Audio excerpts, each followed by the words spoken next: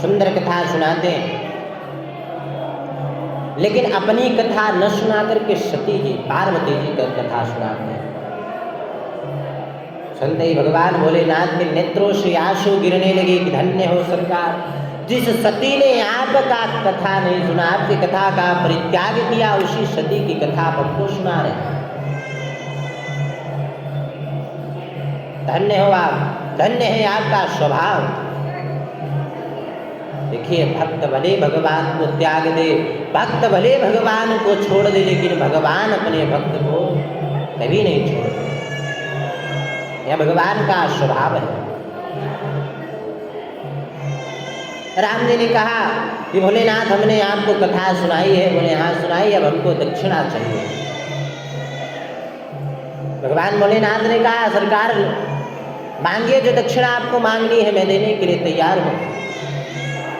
राम जी ने कहा धीरे ध्यान से सुनिए,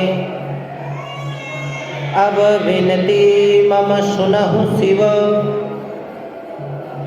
जो मुँह पर निज नेहु, और चाहि विवाह शैल जहि, यह मोहि मांगे। बोले राम जी की यदि आप हमारी कथा से प्रसन्न हैं, यदि हमसे प्रसन्न हैं, तो जाकर के पार्वती जी से विवाह कर लीजिए, यही हमारी दक्षिणा होगी।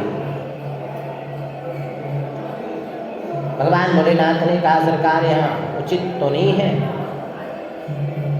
लेकिन आप हमारे स्वामी हैं और स्वामी की आज्ञा सिरोधार्य करता हूँ। राम जी ने कहा बाकी सब तो ठीक है, लेकिन जो आज्ञा अपने सिर पर धारण किया है, इसको उठा करके अपने हृदय में धारण कर लीजिए। बोले क्यों?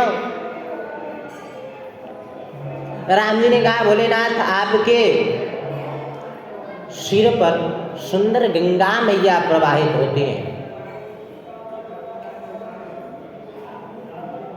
और कहीं वहीं गंगा जी की धारा में या हमारी आज्ञा भी बह गई, तब तो हो गया, हमारा दक्षिणा जो है रह ही जाएगा। इसलिए आप इसको अपने हृदय में धारण करिए।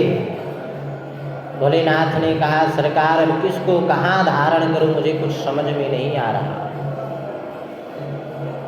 मैं आपको ही अपने हृदय में धारण कर लेता हूं, आपको जो करवाना हो सो करवाइएगा। और अंतर्धान भये यश भाषी, अंतर्धान भये यश भाषी, शंकर सोई, शंकर सोई मूर्ति उर राखी। भगवान भोलेनाथ ने राम जी के उसी स्वरूप को अपने हृदय में धारण कर लिया और राम जी वहां से अंतर्धान हो गए। भगवान भोलेनाथ ने राम जी के उसी स्वरूप को धारण कर